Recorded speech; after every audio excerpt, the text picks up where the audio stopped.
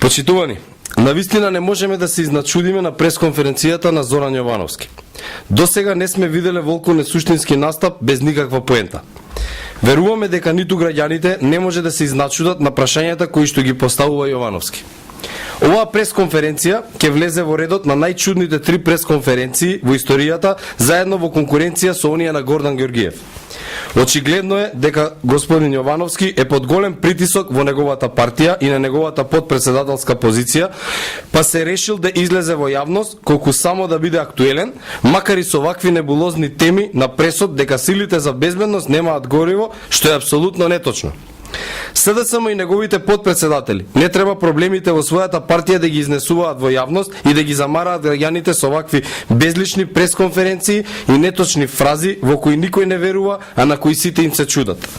Денес македонската полиција е опремена соодветно и еквивалентно на европските полиции.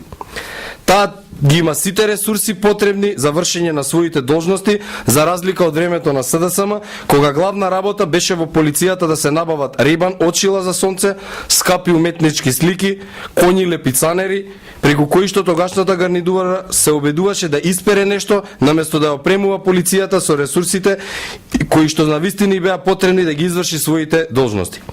Полицијата денес ги има сите најсовремени средства за вршење на својата работа. Ви благодарам.